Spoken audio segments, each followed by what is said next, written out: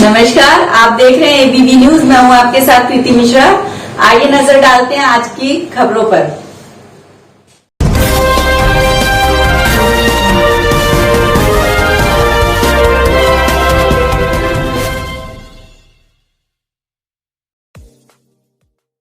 हमारे साथ स्टूडियो में है नीतू सिंह नाम की एक महिला जो एक पुलिसकर्मी से पीड़ित है और पीड़ित महिला आज अपनी आप बीती बताने आई है। कोर्ट परिसर में काम करती है, कचहरी परिसर में एक अधिवक्ता भी क्लर्क है। तो आज बात करते हैं कि क्या परेशानी है उनको, जानते हैं नीतू सिंह की जुबानी उनकी कहानी। नीतू सिंह जी, क्या प्रॉब्लम है आपको, किस लिए आपने मीडिया का दरवाजा खटखटाया? सर, मेरा नाम जो है वो नीतू सिंह है और मैं गाजियाबाद कोर्ट में ही वर्क करती हूँ, एसएसपी कार्यालय के जस्ट पीछे।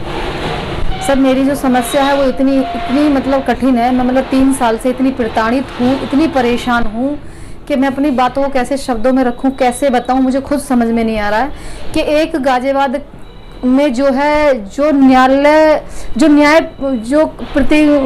न्याय है वो किस तरीके से लोगों को मिल रहा है, कैसे ये लोग कार्य कर रहे हैं, मतलब कुछ समझ में नहीं आ रहा है।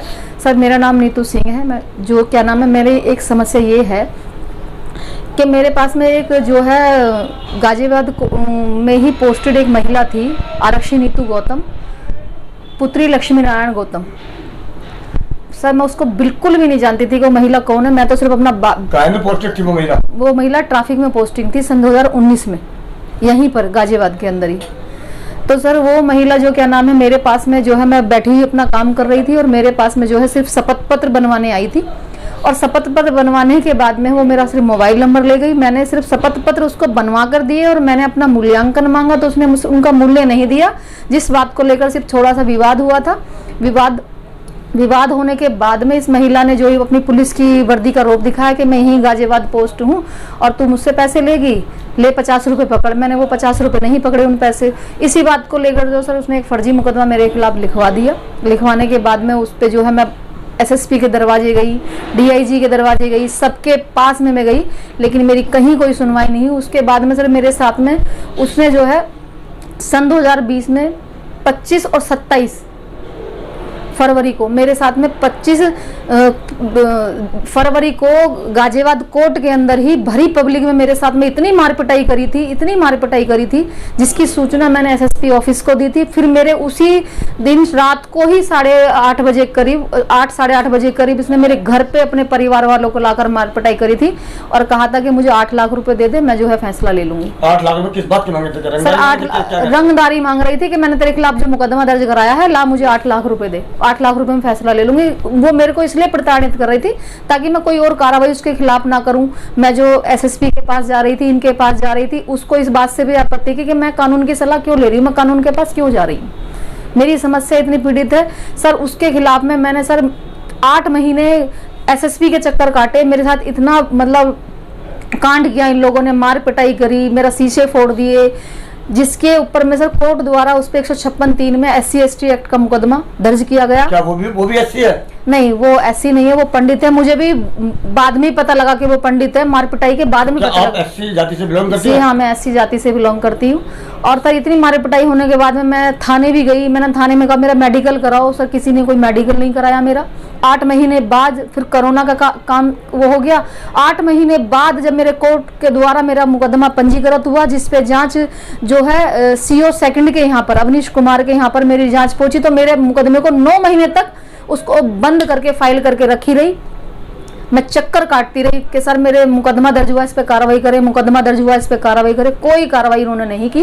और 8 महीने बाद सर मेरी सर्जरी हुई थी जुलाई में, मेरा ऑपरेशन हुआ था और ये सोच के कि मैं आ नहीं सकती हूँ तो मेरे मुकदमे में FR लगा दी, फर्जी FR लगा दी, ठंडे बस्ते में डाल दिया।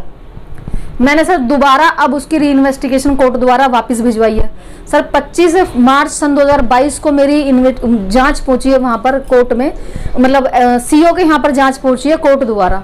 तो अभी 3 महीने हो चुके, ना तो किसी CO के यहाँ से फोन आया है ना कुछ है। जब इस महिला कांस्टेबल को ये पता लगा कि मैंने जांच दोबारा भिजवा दी है और मैं फिर कोई कार्रवाई करने वाली है, तो सर अभी मैं सर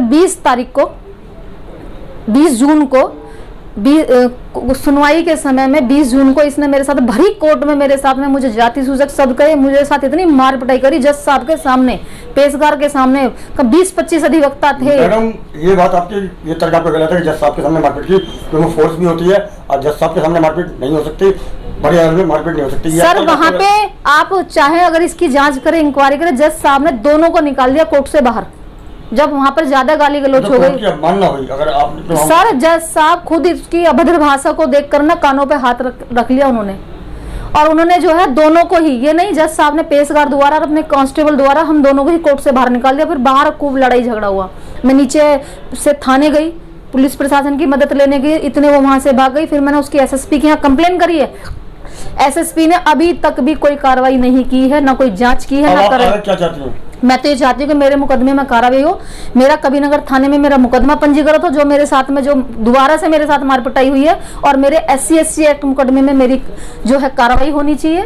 मैं इसे कोई पैसा नहीं दूंगी और इसको सस्पेंड कराओ, क्योंकि एक बात और कि मैं ये कहूँ कि मेरे खिलाफ ही मुकदमा दर्ज करा हो सकता मैं गलत हूँ, लेकिन अन्य लोगों के खिलाफ मुकदमे क्यों दर्ज करा रखे हैं इसने? एक महिला पुलिसकर्मी इतने प्रार्थना पत्र, इतने मुकदमे कैसे दर्ज करा सकते किसी भी व्यक्ति के खिलाफ?